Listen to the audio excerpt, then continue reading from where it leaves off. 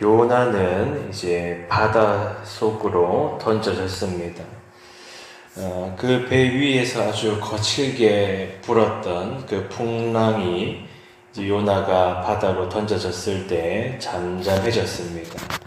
선원들은 살아났지만 요나는 지금 바다 깊은 곳으로 가라앉았는데, 요나서 1장의 마지막은 이렇게 이야기를 하죠. 여호와께서 큰 물고기를 예비하사 요나를 삼키게 하셨으므로, 과학적으로 접근을 한다면 참 상식 밖의 일입니다만, 그러나 이제 우리가 하나님의 섭리를 생각할 때 하나님은 때로 이 피조 세계의 질서를 초월해서 일하신다고 했습니다.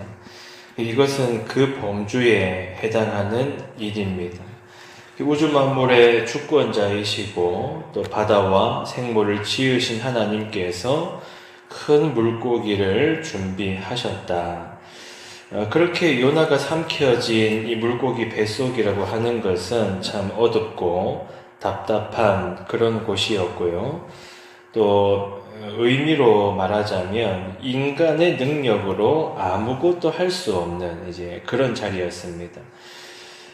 그러나 이제 그곳은 하나님이 요나의 무덤으로 삼으신 것이 아니고 생명의 자리였음을 보게 됩니다. 자, 그리고 2장은 이렇게 시작하죠. 요나가 물고기 뱃속에서 그의 하나님 여호와께 기도하여 이르되 라고 말합니다. 자, 그런데 생각을 해보면 배가 그렇게 풍랑에 요동칠 때도 요나는 잠들어 있었고요. 또 심지어 그 이방 선장이 내려와가지고 네 하나님께 구하라, 기도하라, 이방 선장이 뛰어와서 그렇게 말할 때에도 요나가 기도했다는 기록은 나오지 않습니다. 이 사람의 어리석음이란 그런 것 같아요.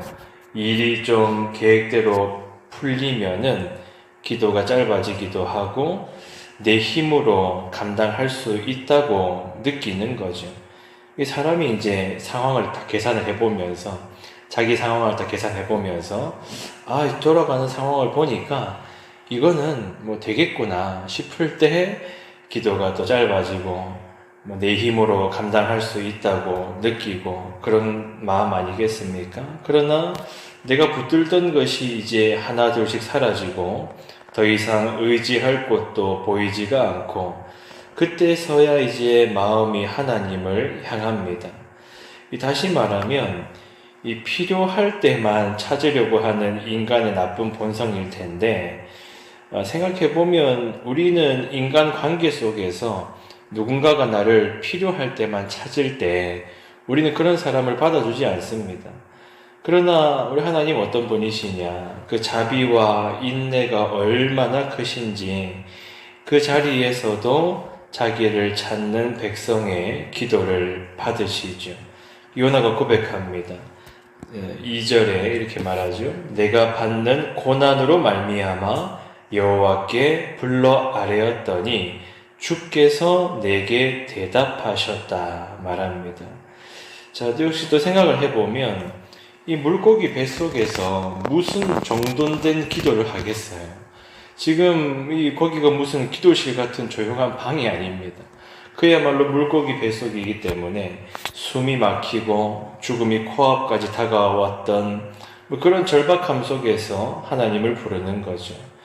자, 우리가 이제 기도할 때 그 중언부언하면서 이렇게 기도하는 것은 당연히 좋지 않고 어떤 정돈된 마음과 생각을 가지고 하나님 앞에 기도하는 자세가 평소에 중요하지만, 그럼에도 이 기도라고 하는 것은 내가 말을 얼마나 잘했느냐에 달려있는 것이 아니고 그 기도를 받으시는 하나님이 어떤 분이시냐 하는 것에 달려있습니다.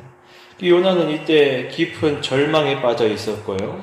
아무런 빛도 보이지 않았고, 나의 삶이 이 불순종 끝에 이렇게 끝나는구나, 그렇게 생각하지 않았겠습니까? 요나가 이때 이렇게 기도하는 겁니다. 나의 하나님 여호와여, 주께서 내 생명을 구덩이에서 건지셨나이다. 자, 근데 이것도 참 희한하다 싶어요. 아직까지 지금 물고기 뱃속이고 어둠 속에 있고 아무런 희망과 빛이 보이지 않는데, 그럼에도 하나님께서 내 생명을 또 건지셨다, 내 음성을 들으셨다, 이렇게 지금 또 이야기하는 고백은 도대체 무엇이겠습니까?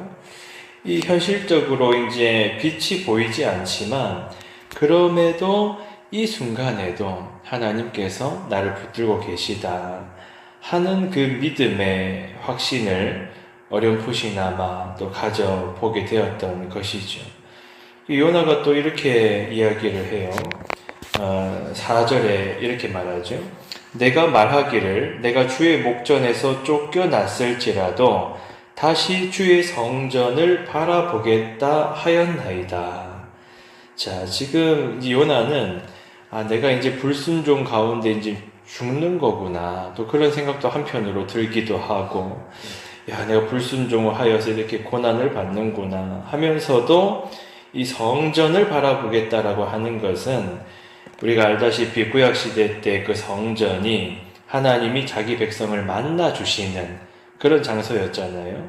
그러니까 요나는 이때에 불순종한 죄인도 받아주시는 그 은혜의 하나님을 바라보았던 것입니다.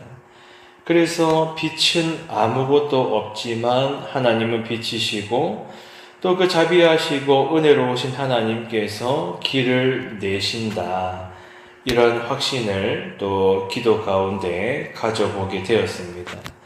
자, 이런 믿음의 확신을 그렇다면 우리는 어떻게 가질 수 있는가라고 했을 때, 언제나 또 예수 그리스도께로 돌아오는 것입니다.